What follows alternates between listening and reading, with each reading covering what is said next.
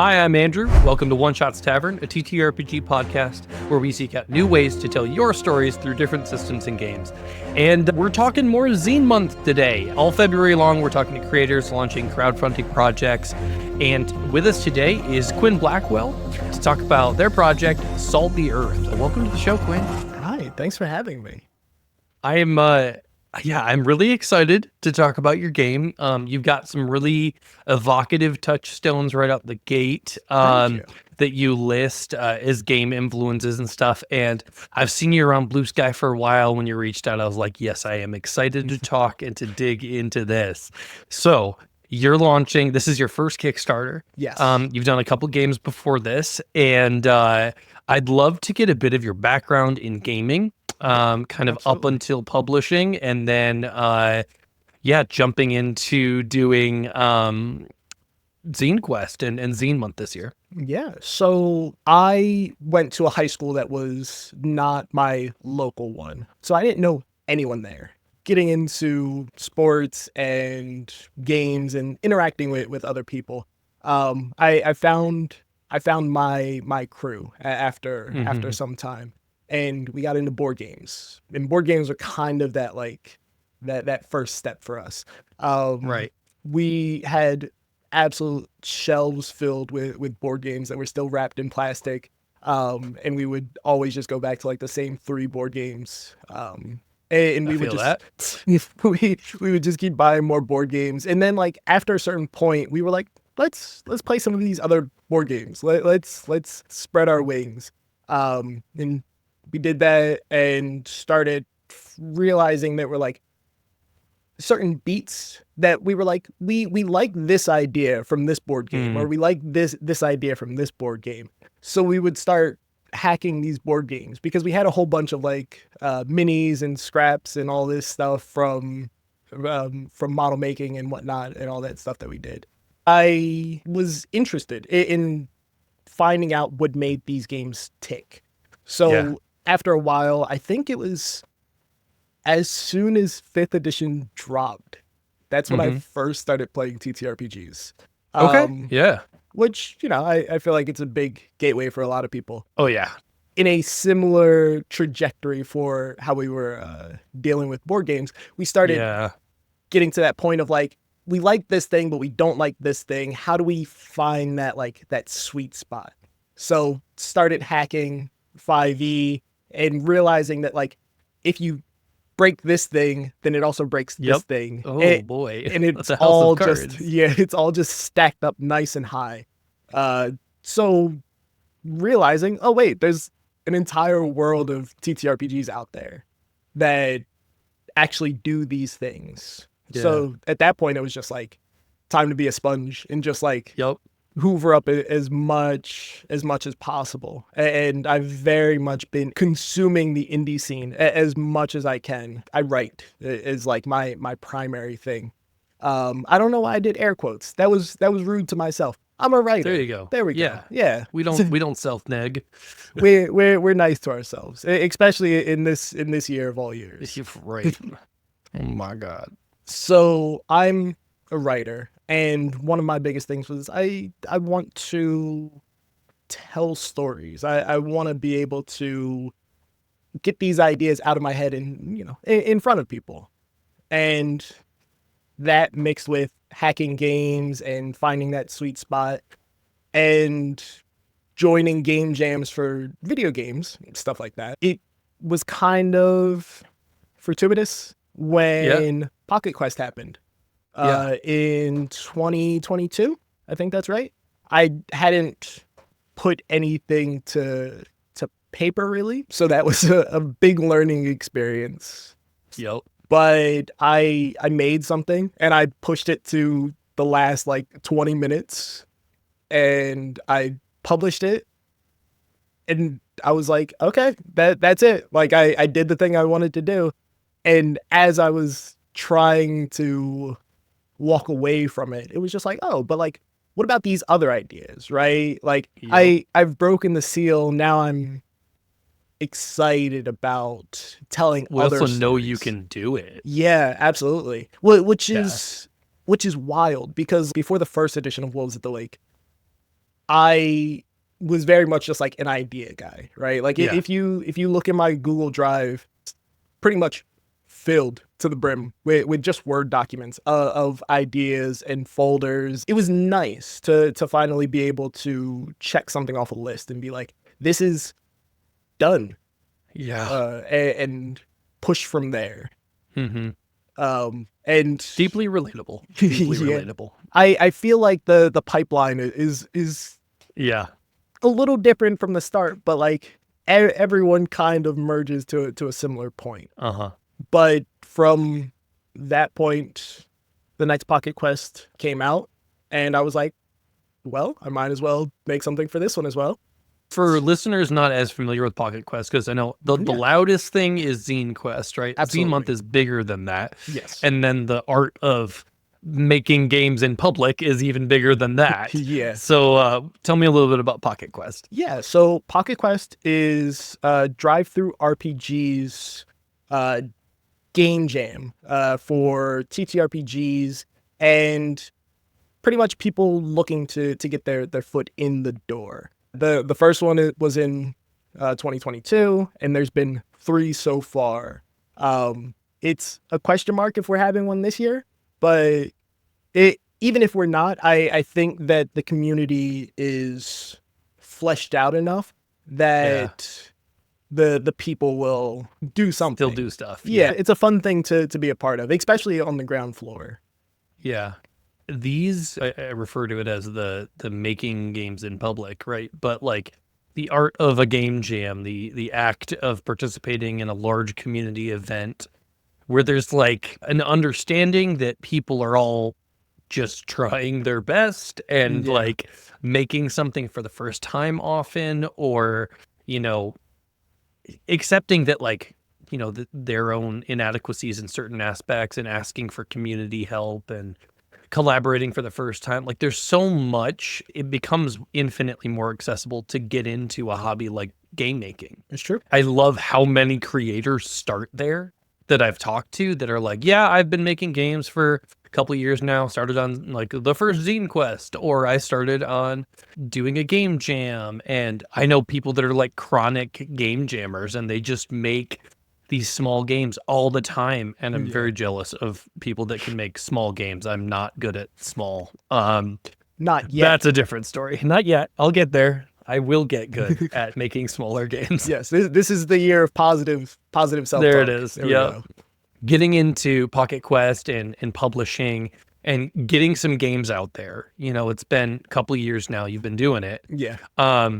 What was your inspiration behind the game we're talking about today, Salt of the Earth? Or Salt? Nope, scratch out the of. Yes. Salt the Earth.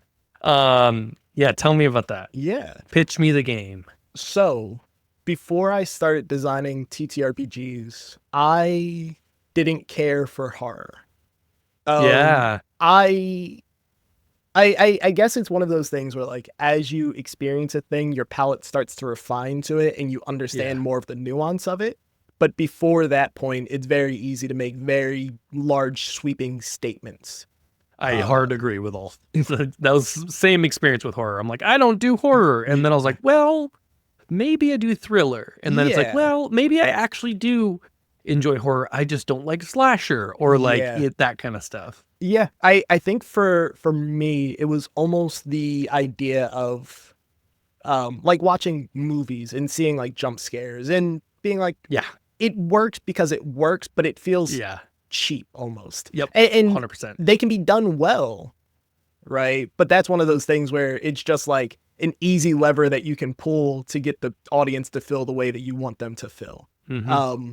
So from the outside in, it was very much just, you know, horror isn't for me, but for Salt the Earth, it was very much just a marriage of weird little guys who are doing everything in their power to survive, and it's very apt now, but an upper class that is basically just like gorging itself on. Where would you get inspiration for that? It's crazy, right? Where And I want to say Only we had a cultural touchstone so that we could engage on a deeper level with this narrative. And I want to say that the recent happenings have inspired Salt the Earth, but I can look back in my drives and in my folders, and it's something that like I've always been teasing through. Because I mean, let's be honest, it's always been a thing. I like to talk about Salt the Earth as Mad Max meets Regency. Because I'm not familiar with Regency. Oh, so, like Regency era. Yeah, like the Regency era. Oh, gotcha. So that weird point in time where even the upper class was like trying to push the bounds of what was still acceptable and what was okay. And like doing a little bit more to expand their own wealth and their own popularity and the such. But finding that like sweet spot of these two things like colliding, it really took off in my brain of like, okay, how would these two worlds interact with each other? And surprisingly, like it's pretty simple because they both want almost like one specific thing, right? Where like Mad Max is very much this idea of like survival and like how do you survive? It's the water in the world. And in Regency, how do you survive? And it's like you need high enough class and status to survive. So if the thing that is status is also the thing that you consume, then you get Salt the Earth. Freaky. Yeah. Right? Have you watched Castlevania Nocturne at all? I have not. It's pretty dope. They basically put, it's Castlevania, so vampires, right? But like they take the French Revolution and they just give all of the upper crust, vampire powers, which like makes so much sense because they're sucking the life out of the peasants. Oh, I get it. They're oh, wealth consolidation. Wow. But like, it's such a easy thing to engage with for unfortunate reasons. But like, that is such an interesting blend of settings because like you hear lots of like, it's Mad Max meets whatever. I don't have good examples right now, but like, that's an easy touchstone for people to latch onto. Yeah. But to tack on Regency and like classism and that's an interesting way to play with it because like you watch Mad Max Fury Road and like you've got Bullet Farm and like all of these like big fascist leaders that have all of the resource and then everyone else and like that it's in there. It's just it's not necessarily the loudest part of it because you're just desperately trying to survive and drive a cool car. Yeah, absolutely. So yeah, tell me more about like I know you mentioned on your Kickstarter page it's got like a lot of OSR, NSR inspirations, Morkborg, Into the Odd, Cairn. Yeah, absolutely. Lots of good sounding things that people like. So what's I hate to say it like this, but what are you doing that's special? You know what I mean? Like what's your spin on that stuff? What's gonna make this pop and makes it special for you to work on? No, I understand that. And I think that that's a really good question because those are a lot of like big buzzwordy type things. It's marketing. I get it. It's fine. I'm not shading anybody. You got to play the game. But I think what I specifically bring to the table when it comes to this is I feel like a lot of games, and this is very much not throwing shade or anything along those lines. We love people, we love games. Absolutely. But one of the biggest things that I've noticed is that there's almost in a lot of instances there's a dissonance between mechanic and narrative.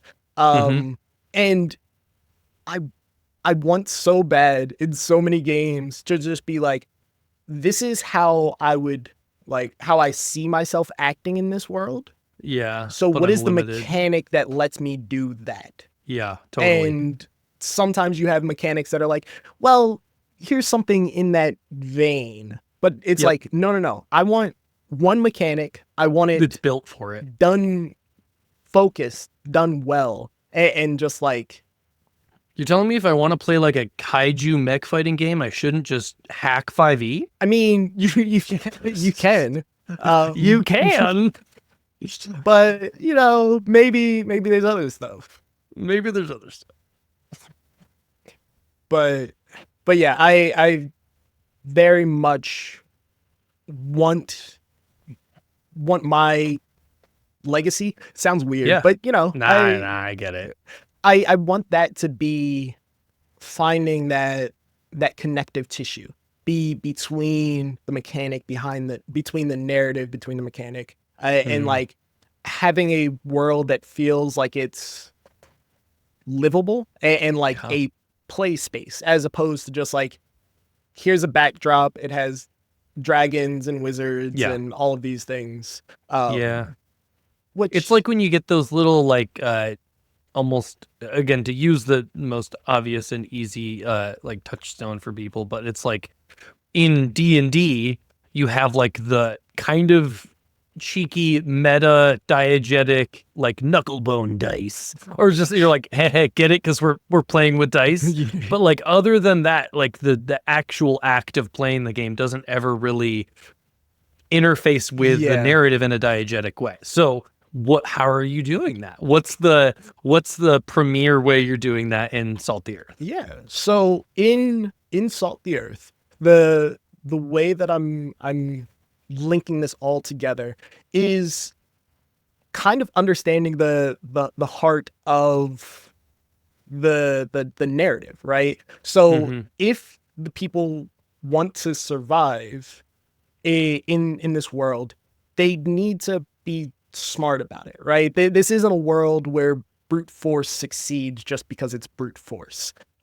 So understanding your enemies, understanding why you're doing things, getting all of these basically like ducks in a row. It's like soft power. Yeah. So this game uses a dice pool system, D6s. And in order to add D6s to your dice pool, you have to go down a list of questions. And it's 8 questions that are basically along the lines of, do you know, like, your enemy? Do you know, like, why you're doing this? What have you sacrificed to do this? Do you have the, like, mechanical advantage? Like, whether it be, like, the high ground or the knowing where their camp is and things along these lines. And there's 8 questions. And all of them not only work with fighting, but they also work with you trying to do everyday things. Yeah. And any skill test, basically. Yeah, absolutely. Yeah. And the heart of the game really comes down to the fact that you want to finish quickly with one decisive blow in a lot of instances. So you stack this dice pull up and then you roll all of them, and you're not looking for specific numbers. You're looking for pairs or triplets. Oh, okay. And so it's like Yahtzee. Yeah. But like prompt-based question asking Yahtzee. Yeah. Yeah, that's very much so cool. And the whole purpose of like this dice system is understanding that combat can be very swingy. And personally, there's nothing that I dislike more in a TTRPG than a combat that overstays its welcome. Oh god. Yeah. I've had sessions where it's just like, here's 4.5 hours of us waiting for turns. And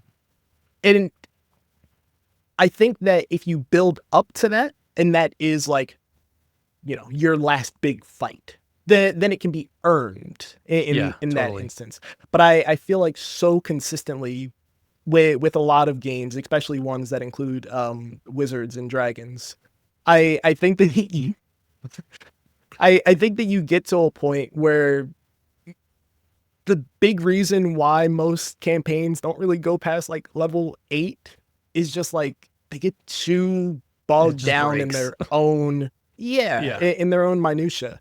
Um so I've always wanted to have things that are accessible to people. So I don't want someone who has a little bit more trouble focusing on Right. the specific mechanics at hand to not be able to enjoy this. Um, but I also want to make sure that the game gives you reason to be invested Yeah. in the game. As opposed to like, oh, okay, my turn is in, A four half hour. rounds. Yeah. So I'm gonna go to the bathroom and get snacks and Yeah. order food. What do you guys want? So I think being able to take that and distill it down and find that sweet spot of what makes Mm. combat interesting, but let it be uh an entree, right? Yeah. Like let it be the meal that it's supposed to be, but it's not an all you can eat buffet. Um, Yeah. I think that it's very easy to do too much in that. Um, Well, it but keeps things moving, right? yeah, Like absolutely, it's just a different priority for the gameplay, right? People want to play board games and some people want to tell stories. And absolutely, those are kind of the bookends of TTRPGs. And mechanics, you just kind of choose where you fall and it could just be on any given day and then you'll find a game that fits that amount of complexity and that's where you need to be. Like yeah, I definitely lean towards story heavy games, but like some that are just pure improv are harder for me to engage with just yeah. because like I'm not an actor. Um Not yet. I'm currently not an actor. But yeah, like it's they're harder to engage with sometimes Yeah, because of my own absolutely. comfortability. But inversely, people that are like, I don't want to learn how to play this insanely complicated deck building game right Yeah, now.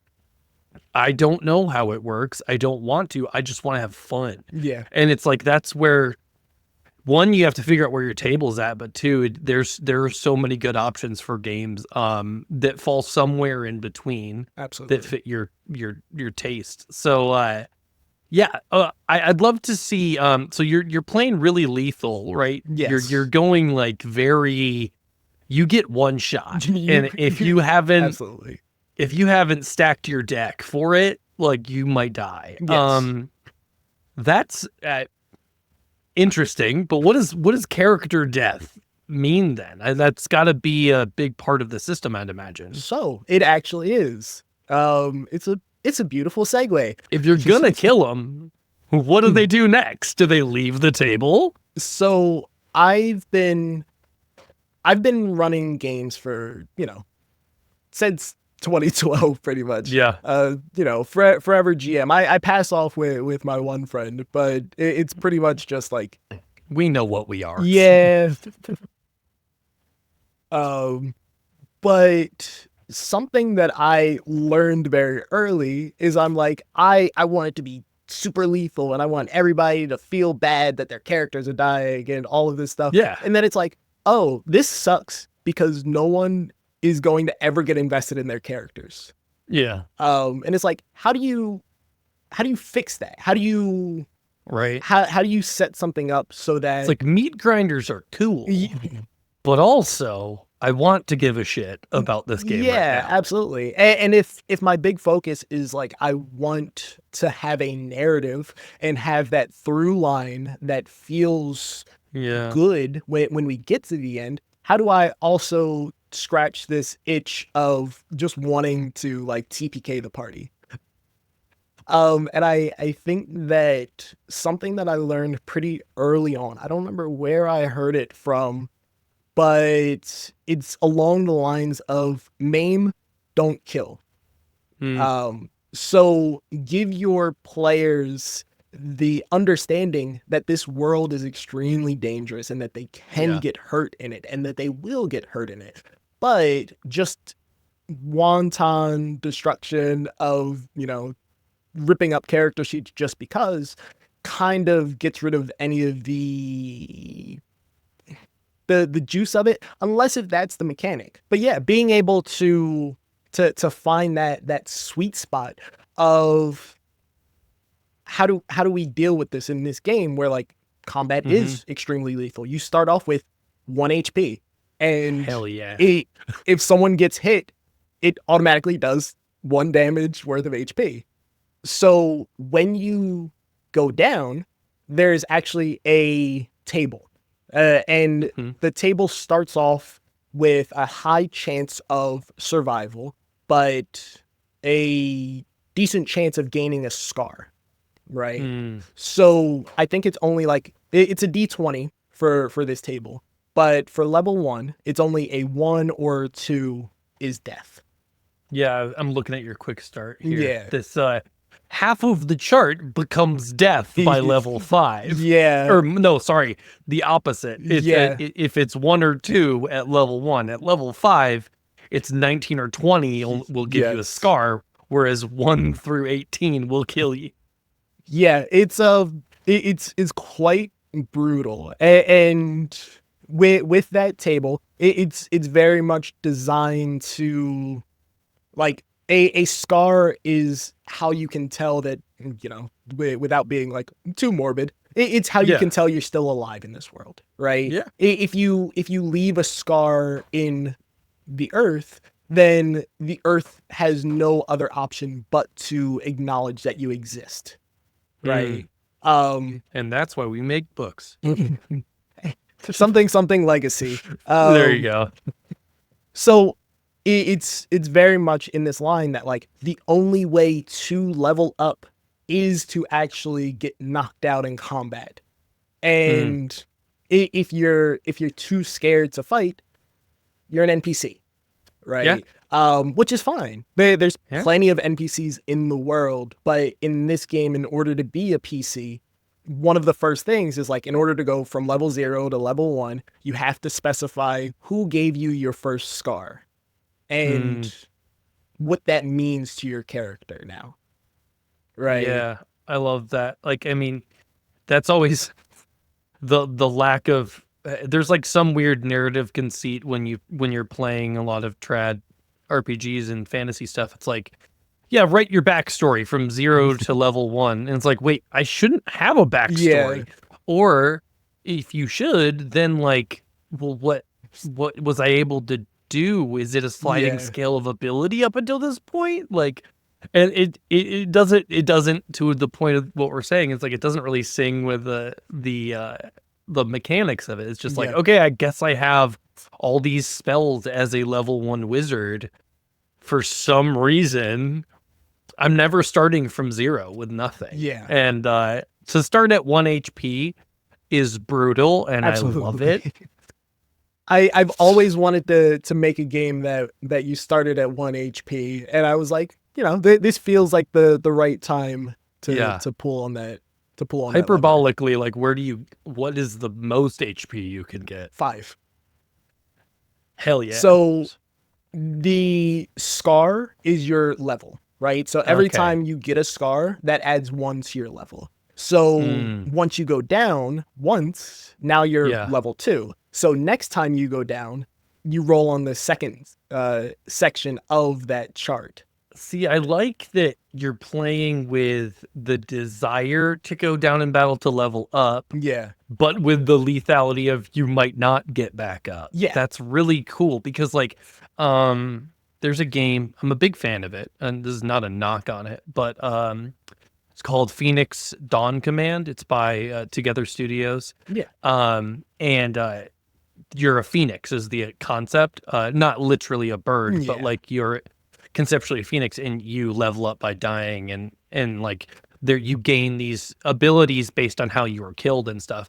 And I just remember first reading through it, I'm like, my players are just gonna want to die and game this in the dumbest ways. They're like, all right, I'm gonna go die by fire to get fire powers, then I'm gonna go die by rocks to get rock powers. No, I have lava powers. It's like, oh my gosh, stop. Like, engage with the narrative. But this, it comes with a threat each Yeah. time you level up. It's like, are you sure you want to go down just to Yeah. level up right now? Absolutely. Because this character might be done. Yeah. And the magic in this system is also tied to this leveling system, right? So magic Yeah, is I'm gonna cut you off. Yeah. You're the phrase on your page, because I love this, so fucking poetic. Magic lingers on the breath of dying. Yes. And I'm like, I don't know what that means, but I'm into it. Yeah. So what is? So in this game, we're gonna get a little gruesome for a Hey, moment. yeah, I mean all that's right. kind Trigger of warning. the heart of the game.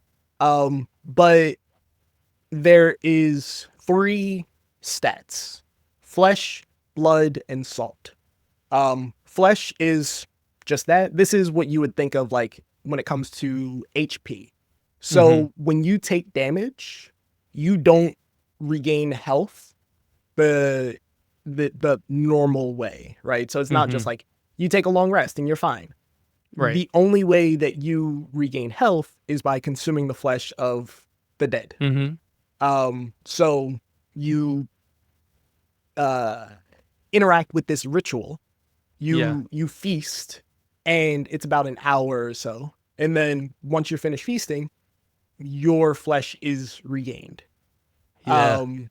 And there is blood. And blood is kind of the equivalent of stamina, right? Okay. So the game is very, like you were saying, it has like roots in Yahtzee. So with Yahtzee, you're able to re-roll, and you have like X amount of re-rolls. So you can spend blood to re-roll as many dice as you want out of your pool. But again, your blood doesn't regen that same way. So you have to drink the blood of the fallen. And lastly, salt, which is kind of the reason why the entire world is in this terrible post-apocalyptic state that it is. This is the crystallization of magic, right? Ooh. So before it crystallizes, everyone has just a little bit of magic still in them. Not enough to like really pull out, but in order to bring your magic up, you have to actively take in the final breath of someone that you've killed in an almost like intimate moment.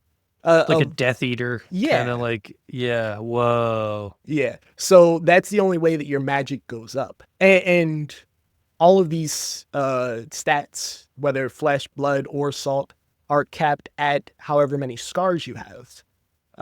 So they can go down when you spend them, but until you go down and you survive and gain a new scar, your cap doesn't go up to the next point.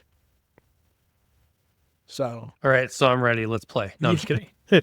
No, I'm sold, dude. This sounds so freaking metal. What does magic look like? So, like you say, we're in like Regency era, post-apocalyptic. You know, like what is the world like, and then what is me interfacing with magic like express as? Is it can I cast Meteor Storm, or is it like, you know, much smaller, lighter magic? What are we talking? So magic in a lot of my systems are looser than most normal magic systems. I feel like we very consistently have almost like a divide, and to bring it back up because it's always the center point. It's a touchstone. But 5e is almost like a middle point of, it feels like there are too many spells, but not enough things to do with the spells. Because they're prescriptive. They're not descriptive or narratively flexible. And so then we're like, well, semantically, you can't do that. Well, that bibbity-bobbity can't do that. Yeah. Yeah. One of the things that is always most, I want to say stressful, but it's not that it stresses me out, but it's just like, you don't have to think this way. But looking at rules is written, looking at raw, it almost feels deductive of like what the entire thing is, right? This is my big focus of like, if I can make a game where the narratives line up with the mechanics, then you don't need the book. You don't need anything that I've published after that point, because you have it. You have the magic. And like, I know that that's I got the magic in me. Wow. But Sparkle. I know that it's very much like almost a damning thing to say about my own work, but like, I want people to be able to look at the things that I make and get excited to make their own things. Oh, definitely. Right. And I think that if we had more people that were excited to do that, as opposed to how can I make a thing and get people excited to keep digging into that specific And thing, never leave my ecosystem. It gets to this point where like, you're just kind of sort of recycling the same thing over and over again. And it feels, I mean, I'll be honest, like, it just feels bad. Yeah, I get that. So I'm very much in the mindset of like, if I'm going to give you a list of things, they better be like tasty, juicy morsels. But otherwise, I'm just going to be like, you're smart. What do you want to do? Yeah. You're smart. Here's some general guidelines. Yeah. Like, have fun. But again, it's tricky to make a single book that is, like you were saying, prescriptive for any and every table. It's nigh impossible. So it's some point of like, where do you draw that line? Who do you make these games for? And I think the first thing is like, for yourself, right? Because if you're not making the thing for yourself, then like, why are you making it? But even more so than that is have a core idea in mind, and it works well because you can tie the narrative to the mechanics to the people who are going to be playing those games. Right. I mean, like, I think of, like, in working on my game right now, I am running playtests, and when I'm running those playtests and people ask me a question and it's not on the rules yet, I'm like, I confidently know the answer. Yeah.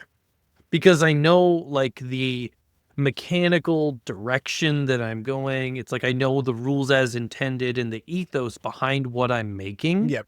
And because of that, I can make those adjudications in that moment and then go add it to the book. But I want I want to write this book so that not that it's got all of the play tested solutions, but so that anyone playing my book feels the way I do running my book and saying, I know exactly how to adjudicate this rule right now 100%. Because I have a design sense of the narrative, the touchstones, the mechanical implications. Like, I get it. It's in me and it makes sense. So like, that is a deep desire as a game designer to make sure it's not just about here's a textbook of how to do stuff.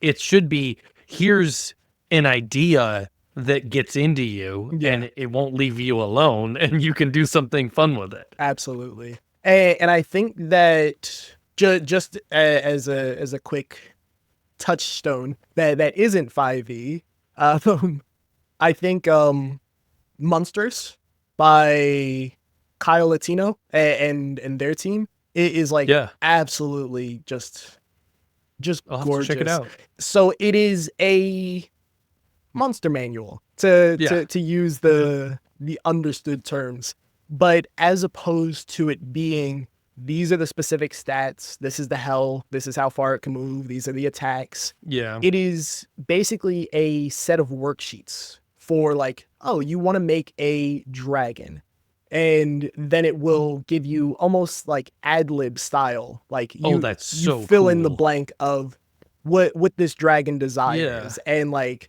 what type of abilities it has based off of the narrative that you're putting through. And like, as you progress, you're painting a more vivid picture in your head because you know the type of creature that you want to run. You just sometimes need those guidelines to really like help accentuate that thing, right? Yeah. And I think that like something like that is very much the direction that like it is always more enticing to me than like, you know, roll 8d20.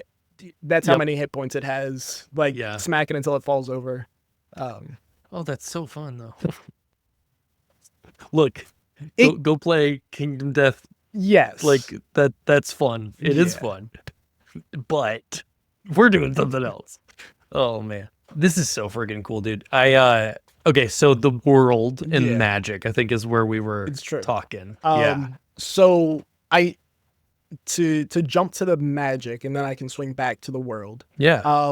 The magic has 5 levels, kind of like everything else.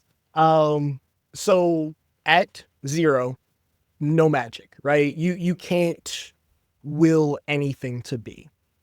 At level 1 of salt, you can do things that are internal self magics, right? So enhancing your body, whether that be strength or like forcing healing or things along those lines. 2 is external self.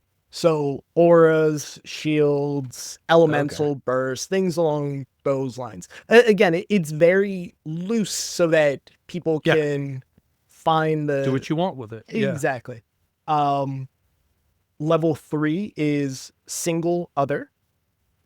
So this is healing, manipulation, direct harm, very much like your fire bolts and your eldritch blasts. Just like your cantrip level stuff where you start to actually interface with the world around you. Yeah. Okay. This is when like people look at you and go, yeah, magic, yeah, that's not what I thought was gonna happen. Very, very, very much so. So after that you have 4, which is small groups. So that can be small group of allies, small group of enemies, smaller location. So little AoE stuff. Yeah, AoEs, controlling multiple targets, things along those lines. This is where you start getting things that are scary. Yeah. But for the most part, a lot of people aren't going to be just like... It's like fear effects and stuff like that as opposed to fireball. Yes. And speaking of fireball... there it is. So the 5th level of salt is large groups or massive areas. And these are things that are like altering terrains and fireballs and the such, where this is going to leave a lasting mark. And to go back to the same verbiage, this is what's going to leave scars in the earth.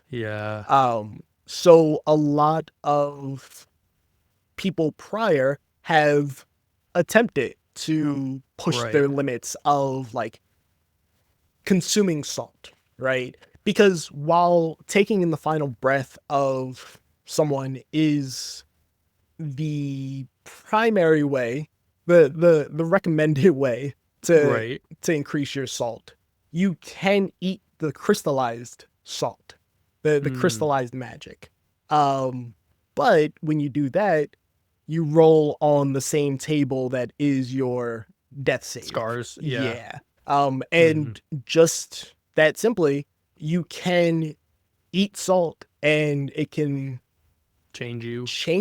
It can, if it kills you, then you become a calloused, which is just like a crystalline, statuesque, like husk of like what you that's used horrifying to be. And I love that. It's very reminiscent of, and this is I'm gonna say it's a deep pull, but it's really not. But there are in Gears of War 3, there one of the super weapons that goes off, the area that it hits, all of the civilians and the people that are there, it turns them basically into like dust statues of themselves. And they, hold the same poses and the same like features as when they were living. It's like the Pompeii kind of moment. Very much that.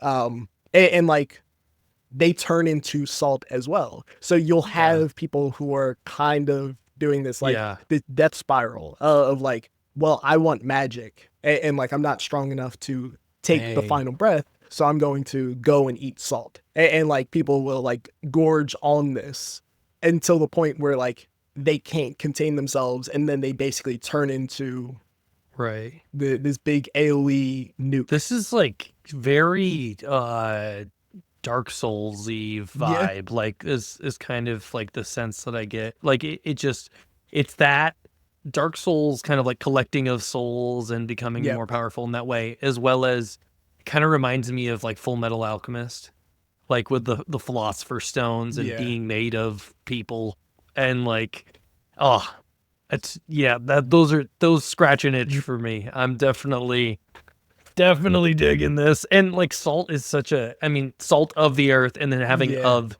scratched out is nice little touch. Taking it from like, you are the salt of the earth, literally, to also being like salt the earth, which is like to desiccate a field so it can never grow again. Wordplay, so yay. Right. So on like the world and like the Regency side, like what is the setting feel a little bit more like? So the setting is very much like up high, the above, as it's called in the game. It is like the closest assemblance of castles that you could think of. All of these things are built from like the shelled out husks. I hate that word. And I use it in everything.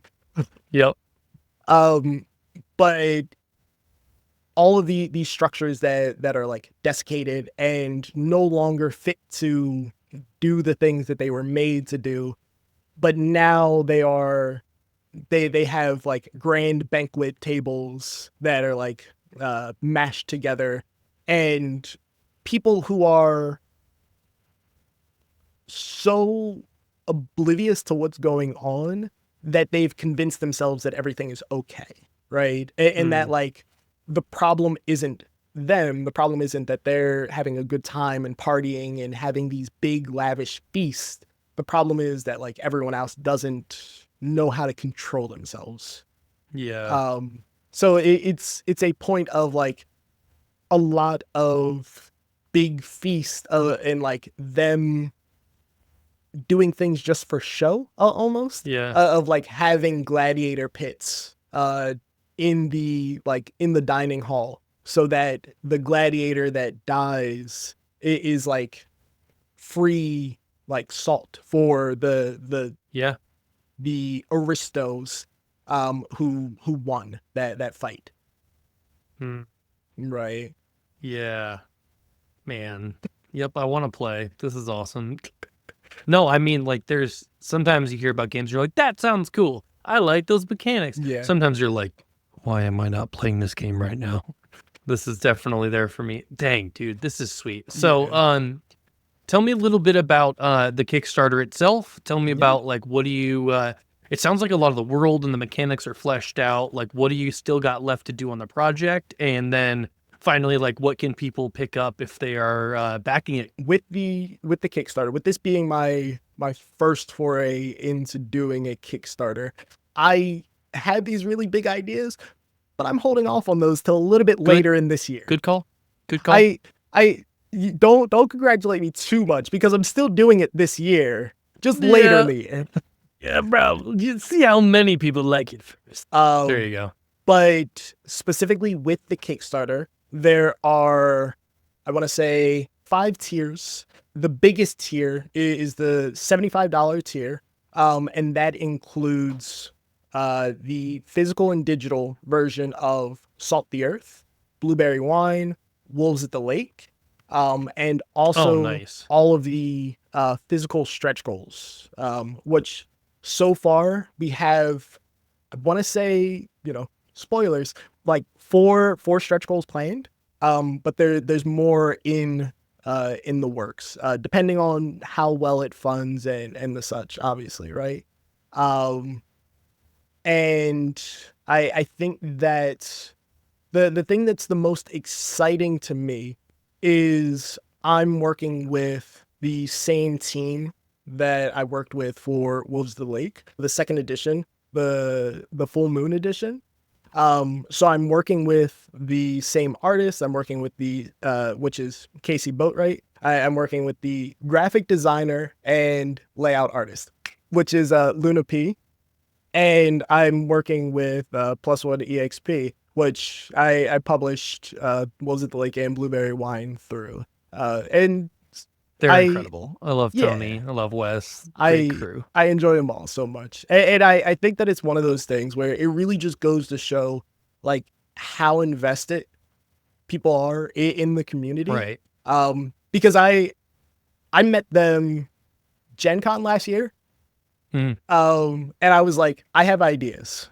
And then like a few hours later we're talking and we're you know, trading information, and it's just like, okay, cool. Let's see where this goes. Let's figure it out. And interacting with Wes, who's, you know, too much of a sweetheart. But Wes sent me just like a little blurb that was like, hey, fill this out, you know, tell me about yourself, tell me about the thing that you're interested in. And that was, you know, about a page worth of stuff to fill out. And I sent back 12 pages. And these were the different ideas that I had. Yeah. And I was like, I want to make all of these. And Wes was like, yeah, bet, let's do it. Yeah, I mean, pretty much. And it feels good coming from a lot of customer service facing jobs where like you can have good ideas, but you're not there to give ideas. You're not there to help the processes be smoother. You're there to clock in, do your job, and then clock out, right? Yep. Don't worry about overtime. Like focus on the fact of like coming in during the holidays and all of that stuff. And I get it and I understand it. And like you have to do what you have to do to make ends meet. But I'm also very much of the mindset of those who can make things are very consistently stifled by the systems that are in place. And I don't want that for me. Yeah. I want to be able to create things. And not only that, I want to be able to interact with other people and help them make the things that they are interested in making, but like may not have the words or may not have like the general like self-assurance or any of those things. Right. And I'm interested and excited to be a part of, you know, this community. And I don't know how long I'll be in this community, right? But as long as I'm here, I want to do my best to make it somewhere that I'm happy to be. Yeah. So somewhere that and it's like in the ways that those of us newer to the community have been welcomed in. Absolutely. We want to continue to keep that gate unkept and available for other people to get in as well. And I mean, that's why like so much of this podcast is just talking to people about their projects and getting it out there and, you know, the things that people did for us early on and are still doing for us. And like this community is incredible. So absolutely. Thank you so much for being here and sharing about your game. I wish you the best of luck on your launch. Can I give a few shout outs? Yeah, absolutely. I was just going there. So what are you looking at during Zine Month? So I would be remiss to not say, oh my goodness, Out of Orbit looks gorgeous. Like thank you so much. I've been watching it this entire time. And it's just like it scratches all of those good brain itches. Right? Like it's exactly where I feel like a game like that should be. The art slaps. The layout that I've seen so far absolutely slaps. I'm only halfway through the from Tales. But so far it's good. And like I think anything that you can put together that creates a narrative and like allows the players to like jump in with both feet, it is always going to be an exciting thing. And like, I just think that that's dope. Thank you so much. Yeah, absolutely. There's just to name a few. Yeah. Devin making Peldot, Devin Nelson. It's a narrative TTRPG about non-human cosmonauts embarking on a Ooh. whimsical, surreal, and existential journey through their solar system. It's like the art. That's fun. The art is gorgeous. Devin makes music too, so being able to listen to the soundtrack. I love that. I want to do that so bad. I mean, hey, 2025 is the year, right? Yeah. This is what we've been talking about this whole time. But it's very, and I always mix these two up because I'm just the worst. And it's just me showing that I'm not a gamer, even though I game way too much. There's Outer Worlds and Outer Wilds. Outer Worlds is the one that. The Wilds one is the super indie one. The Outer Worlds one is the one that's more like Fallout. Yes. The Outer Wilds. Yep. Is very much like the inspiration for Pale Dot from my interactions with Devin. And it's like it shows. It's really it's a pretty game. Outside of that, I've had the luxury of being able to hang out with Rich Ruane from our Rook Studios, and he's putting out Silver Age. Yeah. And I don't know if you can tell, but I like wolves. Oh, do you? Yeah, just a touch. But Silver Age looks absolutely gorgeous. Yeah. And I'm so excited to maybe this is just me tooting my own horn, but to be able to write a setting for that is real nice. Yeah. I like being a part of Plus One EXP. It feels like a family, right? Keegan and Tony are putting together Lost Phantosmia. I think that's how you pronounce it.